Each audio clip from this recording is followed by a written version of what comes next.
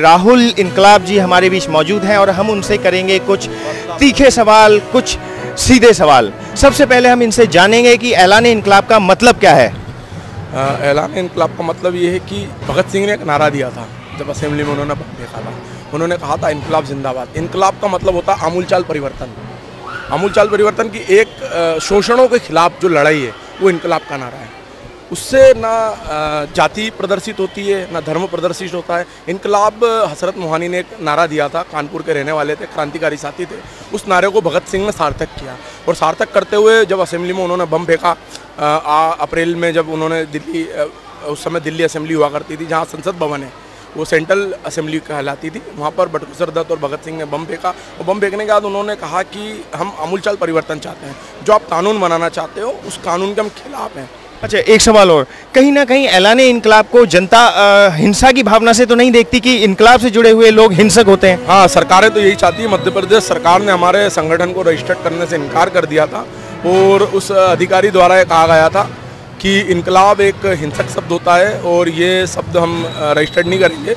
यहाँ तक दिल्ली सरकार, यूपी सरकार, राजस्थान सरकार और बिहार सरकार, हम 8 राज्यों के अंदर इसको रजिस्टर्ड कराने के लिए गए। एक भी सरकार ने उसको रजिस्टर्ड करने से इनकार कर दिया और कहा कि हम ये शब्द को रजिस्टर्ड नहीं करेंगे क्योंकि इनकलाब हिंसक शब्द है। लेकिन हम भी नाम बदलने के लिए बिल्कुल भी इच्छुक नहीं है कि हम अपना नाम बदलें। अच्छा, दूसरा सवाल जो अहम सवाल है वो ये सवाल है कि आप लोग मैसेज क्या पहुंचाना चाह रहे हैं जनता तक ऐलान इनकलाब को लेके? हाँ, हम चाहते हैं वही शोषण की बात है, जो एक आदमी इतना, जो मैंने कहा था कि इतना रईस ना हो कि वो किसी को खरीद ले, इतना गरीब ना हो कि बेचने पे मजबूर हो जाए। तो जो असमानता की लड़ाई है, भाई अशफाक उल्ला खान चाहते थे कि एक, मतलब आज वो शब्द कहूँगा तो गलत होगा कि एक आज दलित बोल सकता हूँ क्योंकि उस समय तो उन्होंने बहुत कड़ा शब्द यूज़ किया था, एक दलित आदमी भी राजा के सामने कुर्सी लगा के बैठ सके।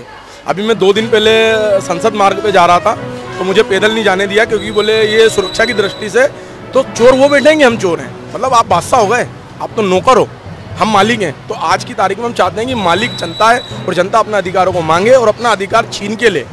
उसको हम नहीं चाहते कि सत्याग्रह के माध्यम से उसके पास जाके, क्यों, हमारा अधिकार है ये, तो नैतिक अधिकार लोगों ने जाने। इसलिए भगत सिंह जो कहता है, इसलिए शहीद आजम भगत सिंह क्यों, 9,32,000 क्रांतिकारियों ने बलिदान दिया, उसी में शहीद आजम भगत सिंह क्योंकि हर चीज़ के लिए लिख के गया है, हर चीज़ के लिए लिखी थी उसके पास। अच्छा, कहीं ना कहीं हम बात करें तो आज के युग में भी क्या आपको ऐसा लगता है कि अभी भी कुछ ऐसे महकमे हैं, कुछ ऐसी संस्थान हैं जो कि कुछ विशेष जातियों का पतन करने के लिए उतारू हैं? जो भगत सिंह अपने जेल डायरी में 44 नंबर पेज पे लिखते हैं कि सत्ताएं हमेशा शोषण का प्रतीक होती है।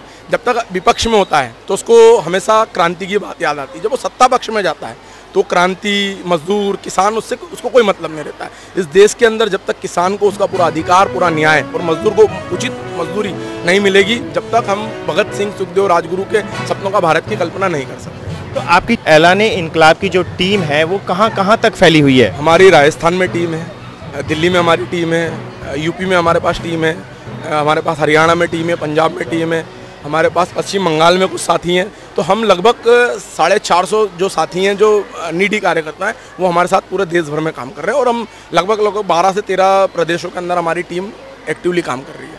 एक अहम सवाल, क्या आप आम आदमी पार्टी से जुड़े हुए हैं या नहीं? नहीं, राजनीतिक दल से इनकलाब का कोई मतलब नहीं होता। मैंने कहा 44 नंबर पेज वही कहता है कि सत्ता हमेशा, हालांकि प्रेरणा अन्ना आंदोलन से ही मिली है, उसमें कोई दो राय नहीं है, प्रेरणा अन्ना आंदोलन से ही मिली है, मगर हम चाहते हैं कि क्रांति की तलवार विचारों की शान से तेज करना चाहते हैं तो राजनीतिक दल तो समझौते कराती है। हम चाहते हैं कि जो सरकार अपने मूलभूत अधिकार नहीं दे उसे उखाड़ फेंको, वो किसी की भी सरकार हो, तो मूलभूत अधिकार मिलना चाहिए। अगर मूलभूत सरकार नहीं देती है तो उसको उखाड़ फेंको, कोई की भी सरकार हो, और सवाल करना सीखो। अगर आपने सवाल करना बंद कर दिया, उन्होंने जवाब देना बंद कर दिया, तो आपको सवाल करना पड़ा। आप आज की तारीख में तो बहुत अधिकार है, नहीं तो एक समय था कि अंग्रेजों की रोड अलग होती थी, हमारी रोड अलग होती थी। आज RTI है, शिक्षा का अधिकार है, बहुत सारे कानून है जो कम से कम 1% तो काम कर रहे हैं, उसके ऊपर लोगों को काम करना पड़ेगा। भगत सिंह पैदा हो पड़ोसी के घर में नहीं, अपने घर में पैदा करना पड़ेगा। भगत सिंह सबको बनना पड़ेगा, अशफाक उल्ला खान सबको बनना पड़ेगा, नहीं तो वो भी इससे जिंदगी जीते। जैसे आपने बोला कि सवाल करना सीखो, सवाल करने की प्रतिभा लगभग मैं मानता हूँ 30% जनता के अंदर है, लेकिन वो सवाल और वो आवाज़ उस सरकार तक नहीं पहुंच पाती जो सरकार इस समय शासन में काबिज है। जैसे हम बात करें आम आदमी पार्टी की सरकार या हम बात करें केंद्र में शासित बीजेपी सरकार, दोनों सरकारों तक आम आदमी किस प्रकार से पहुंचे, इसके विषय में क्या कहना चाहेंगे? लोगों को पहले तो जागरूक होना जरूरी है। लड़ाई लंबी है। 1747 में सिराजुद्दौला ने ईस्ट इंडिया कंपनी के खिलाफ लड़ाई लड़ी थी, 1947 में हम आज़ाद हुए थे और वो भी आज़ादी नहीं मिली थी, समझौता हुआ था। 200 साल की लड़ाई थी। आपको क्या लग रहा है 70 साल में बदल जाएगी? तो लड़ाई लंबी है, कई बलिदान हो जाएंगे। सिराजुद्दौला पहला शहीद हुआ था, उसके बाद आखिरी शहीद मतलब पंडित रामकृष्ण आज़ाद, जहाँ तक मेरे को जानकारी पंडित रामनारायण आज़ाद 11 अगस्त को उनकी शहादत हुई थी। तो इतनी लंबी लड़ाई थी, तो लड़ाई बहुत लंबी है। 9,32,000 के बलिदान, तो 9 लाख, अभी तो 9 भी बलिदान नहीं हुए, तो बलिदान को आना पड़ेगा। तरीका कुछ भी हो सकता है। पूरे भारत में घूम चुका हूँ, प्रेम है भारत में, अभी गाँव में प्रेम है, शहरों में तो धीरे धीरे ख़त्म हो चुका है। और जो हालात देश के लिए हालात देख रहा हूँ ना, देखिए युवाओं के अंदर वो आग है, लेकिन मुसीबत क्या है ना, इन लोगों को खाद ऐसी नहीं मिली। इनके अंदर क्या होता है, नौकरियों के सब सोचते हैं ज़्यादातर कि मैं पढ़ रहा हूँ, अपनी ज़िंदगी के बारे में सोचेंगे मेरी नौकरी क्या होगी, मैं देश से बाहर चला जाऊँ। या हमें तो अब्दुल कलाम जी से एग्जाम्पल लेनी चाहिए। वो देश के यहाँ पर राष्ट्रपति रहे, उन्होंने खुद को दूसरे देश के लिए अपने आप को नहीं करा कि मुझे ले जाओ वहाँ से कमा पैसे दे दो। उसने अपने देश के लिए अपने काम करा है पूरा, और राष्ट्रपति बने। उदाहरण ऐसे ही होते हैं चीज़ें, ये चीज़ें आप भारत में कह रहे हैं ना। देखिए खुश मैं अभी नहीं हूँ, कारण हम लोग खुद हैं। देखिए मैं खुद को अगर लेता हूँ, देखिए जैसे अभी हाल ही में गंदगी का पॉइंट आ रहा है।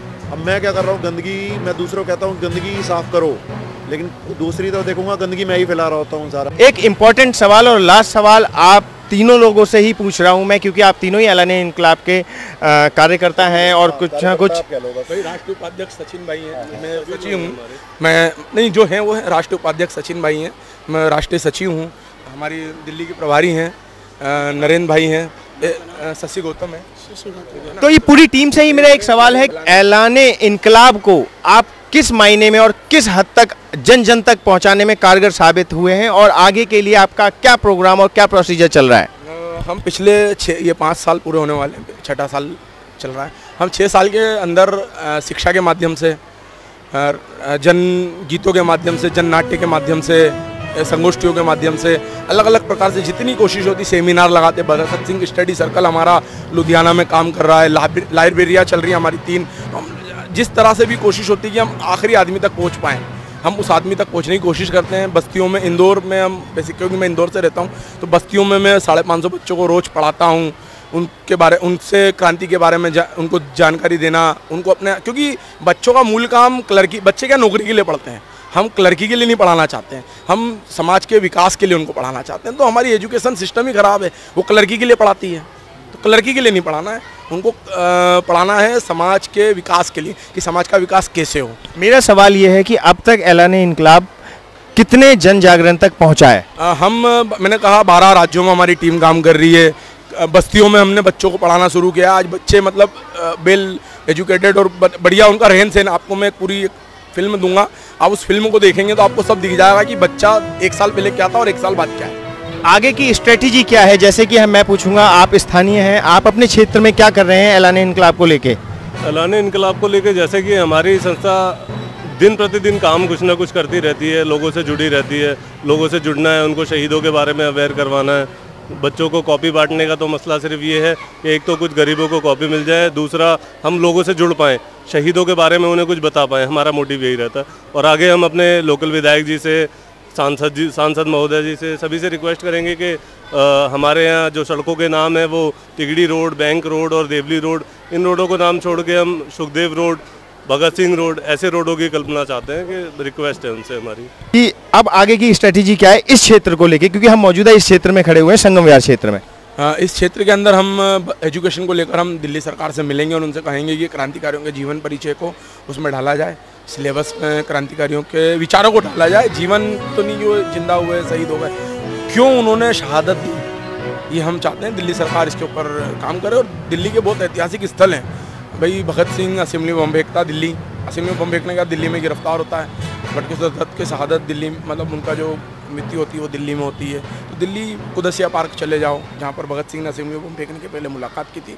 रोशनारा रोड चले जाओ, जहाँ पर भगत सिंह असेंबली बम फेंकने का पहले रहते थे। तो बहुत सारी ऐसी ऐतिहासिक जगहें। अशफाक उल्ला खान की गिरफ्तारी दिल्ली में हुई थी। लॉर्ड हार्डिंग के ऊपर बम चांदनी चौक पर फेंका गया था 4 क्रांतिकारियों द्वारा, जिनको फांसी दी गई थी। हाँ, तो मैं चाहता हूँ कि इसी तरह आप लोगों को कि भाई पाठ्यक्रम में शामिल करें और मीडिया भी इसमें साथ दे। इसी के साथ में इनकलाब जिंदाबाद, वंदे मातरम, भारत माता की जय। दोस्तों, इसी के साथ अपने दोस्त प्रदीप साल्दी को दे इजाज़त, कैमरामैन हिमांशु जी के साथ और मीडिया पार्टनर हर्ष भाटी के साथ।